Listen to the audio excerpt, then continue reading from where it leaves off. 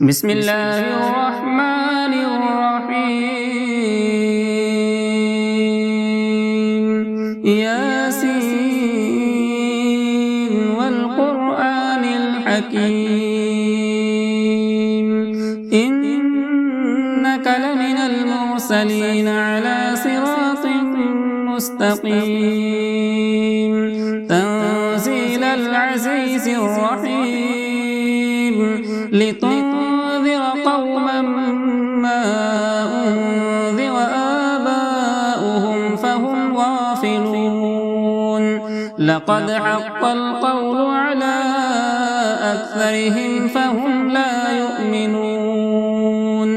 إنا جعلنا في أعناقهم أغلالا فهي إلى الأذقان فهم مقمحون وجعلنا من بين أيديهم سدا ومن خلفهم سدا فأغشيناهم فهم لا يبصرون وسواء عليهم أأنذرتهم أم لم تنذرهم لا يؤمنون إنما تنذر من اتبع الذكر وخشي الرحمن بالغيب فبشره بمغفرة وأجر كريم إنا نحن نحيي الموتى ونكتب ما قدموا وآثارهم وكل شيء أحصيناه في إمام مبين واضرب لهم مثلا أصحاب القرية إذ جاءها المرسلون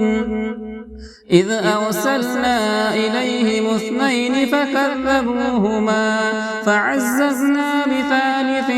فقالوا إنا إليكم مرسلون قالوا ما أنتم إلا بشر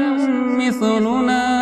وما أنزل الرحمن من شيء إن أنتم إلا تكذبون قالوا ربنا يعلم إنا إليكم لمرسلون وما علينا إلا البلاغ المبين قالوا إنا تطيرنا بكم لئن لم تنتهوا لنرجمنكم وليمسنكم منا عذاب أليم قالوا طائركم معكم أئن ذكرتم بل أنتم قوم مسرفون وجاء من أقصى المدينة رجل يسعى قال يا قوم اتبعوا المرسلين اتبعوا من لا يسألكم أجرا وهم مهتدون وما لي لا أعبد الذي فطرني وإليه ترجعون أأتخذ من دونه آلهة إن يردني الرحمن بضر لا تغني عني شفاعتهم شيئا ولا ينقذون إني إذا لفي ضلال مبين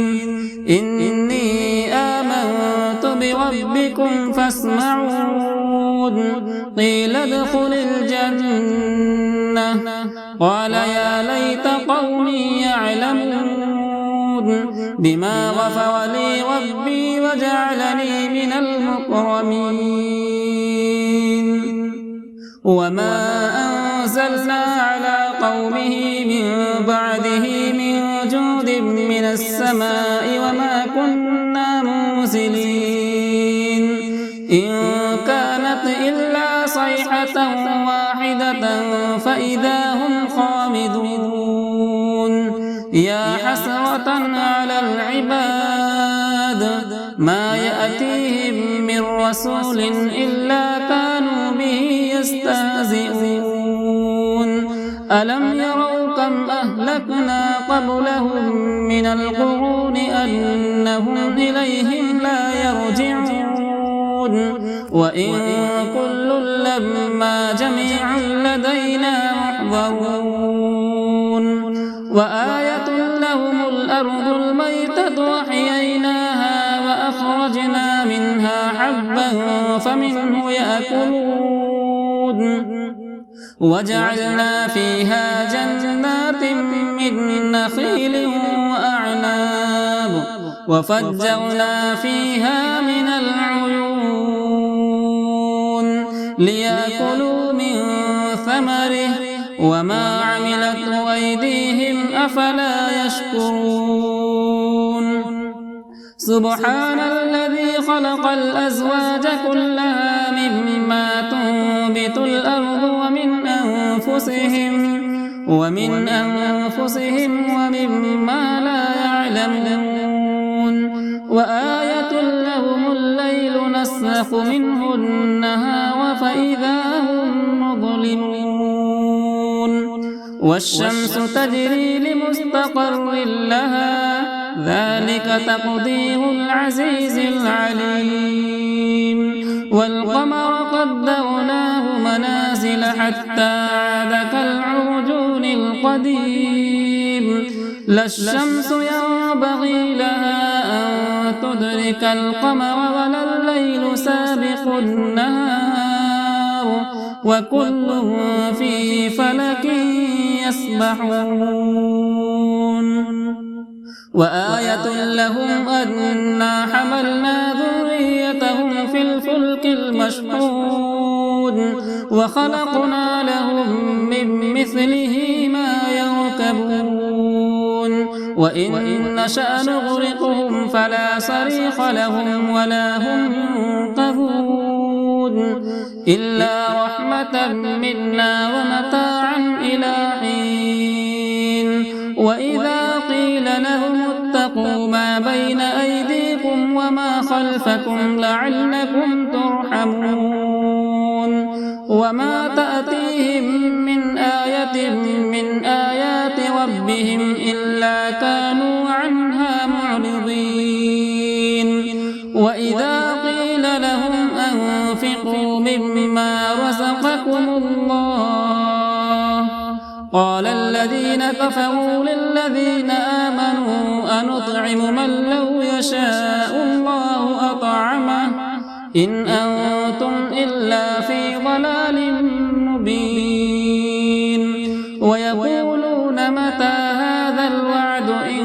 كنتم صادقين ما ينظرون إلا صيحة واحدة تأخذهم وهم يخصمون فلا يستطيعون توصية ولا إلى أهلهم يرجعون ونفخ في الصور فإذا هم من الأجداث إلى ربهم ينسلون قالوا يا ويلنا من بعثنا من مرقدنا هذا ما وعد الرحمن وصدق المرسلون إن كانت إلا صيحة واحدة فإذا هم جميع لدينا محضرون فاليوم لا تظلم نفس شيئا ولا تجزون إلا ما كنتم تعملون إن أصحاب الجنة اليوم في شغل فاكهون هم وأزواجهم في ظلال على الأرائك متكئون لهم فيها فاكهة ولهم ما يدعون سلام قولا من رب رحيم وامتازوا اليوم أيها المجرمون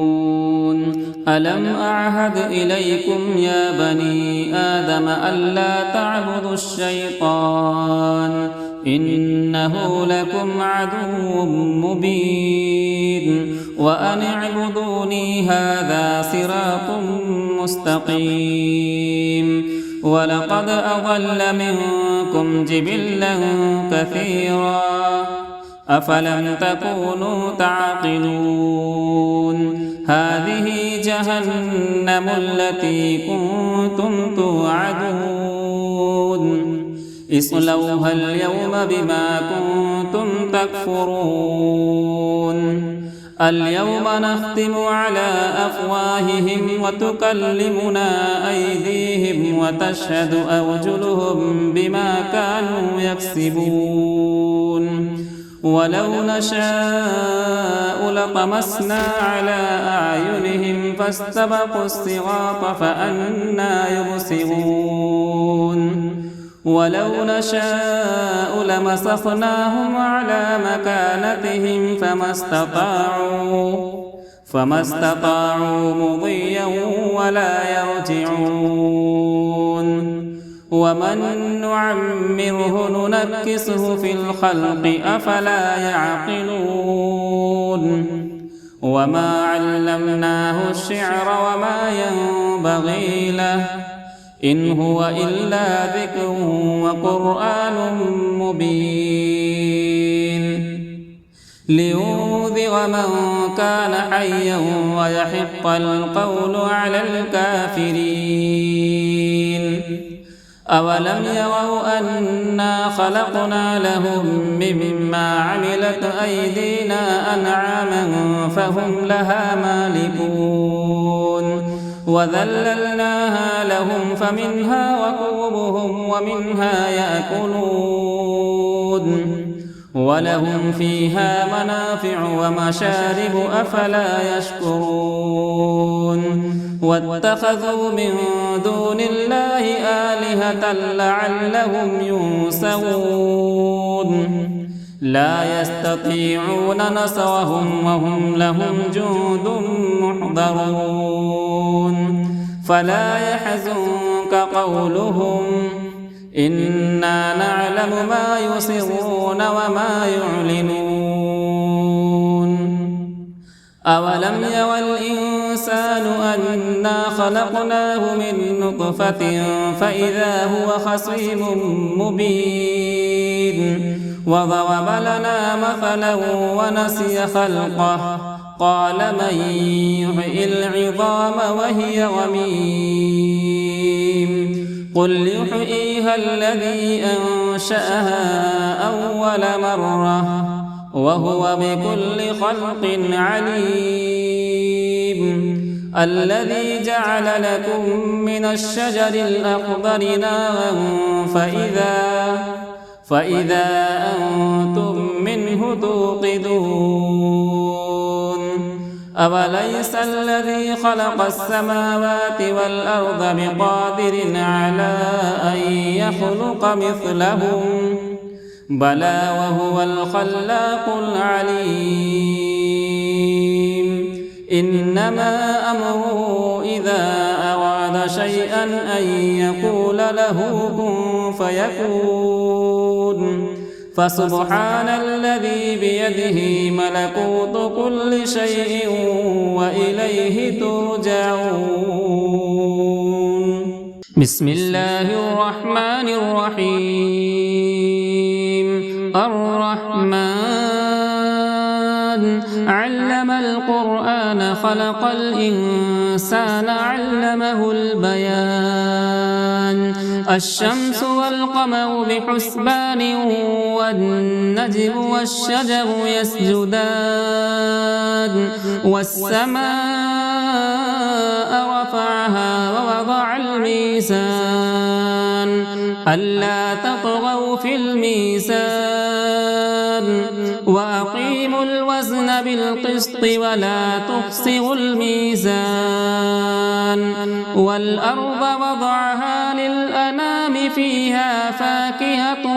والنخل ذات الأكمام والحب ذو العصف والريحان فبأي آلاء ربكما تكذبان خلق الإنسان من صلصال كالفخار وخلق الجن من مارج من نار فبأي آلاء ربكما تكذبان رب المشرقين ورب المغربين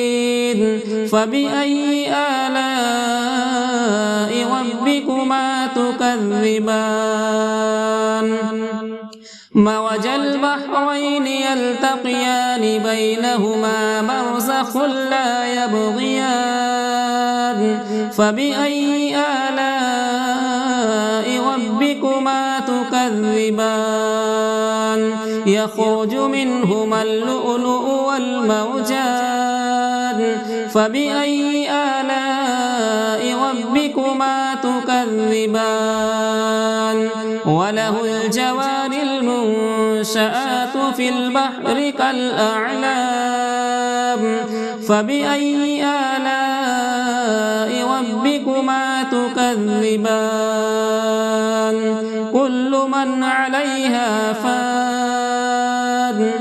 ويبقى وجه ربك ذو الجلال والإكرام فبأي آلاء ربكما تكذبان يسأله من في السماوات والأرض كل يوم هو في شأن فبأي آلاء ربكما تكذبان سنفرغ لكم أيها الثقلان فبأي آلاء ربكما تكذبان يا معشر الجن والإنس إن استطعتم أن تنفذوا من أقطار السماوات والأرض فانفذوا لا تنفذون إلا بسلطان فبأي آلاء ربكما تكذبان يرسل عليكما شواظ من نار ونحاس فلا تنتصران فبأي آلاء ربكما تكذبان فإذا انشقت السماء فكانت وردة كالدهان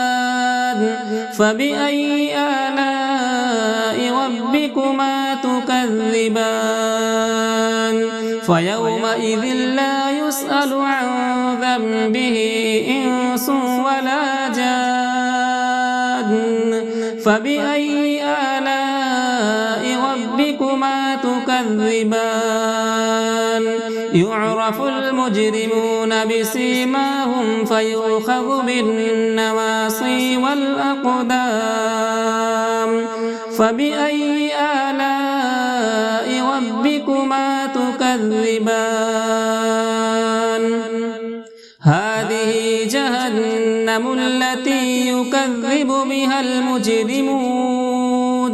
يطوفون بينها وبين حميم آن فبأي آلاء ربكما تكذبان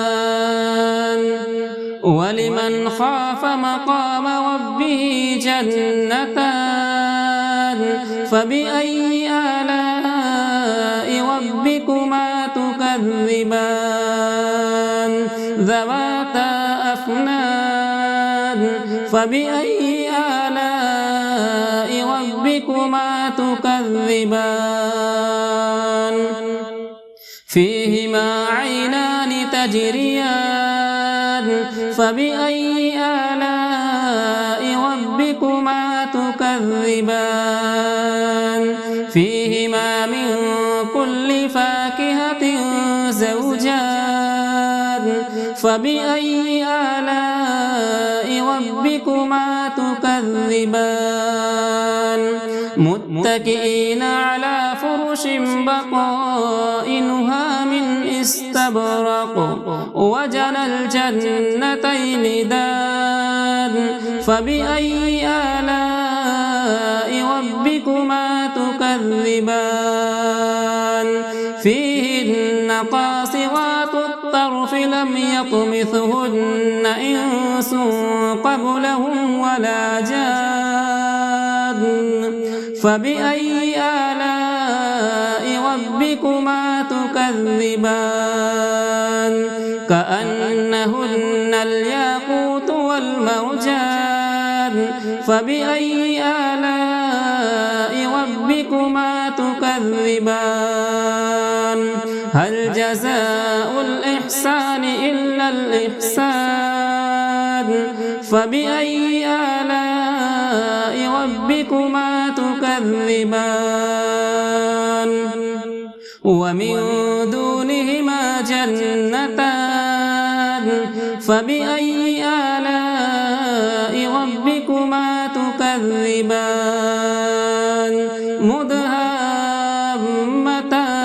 مدهامتان فبأي آلاء ربكما تكذبان فيهما عينان نضاختان فبأي آلاء ربكما تكذبان فيهما فاكهة ونخل ورمان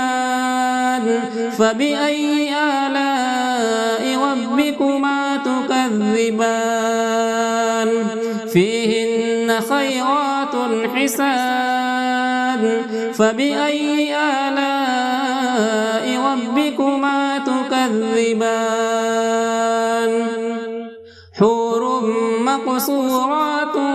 في الخيام فبأي آلاء ربكما تكذبان لم يطمثهن إنس قبلهم ولا جان فبأي آلاء ربكما تكذبان متكئين على رفرف خضر وعبقري حسان فبأي آلاء ربكما تكذبان تبارك اسم ربك ذي الجلال والإكرام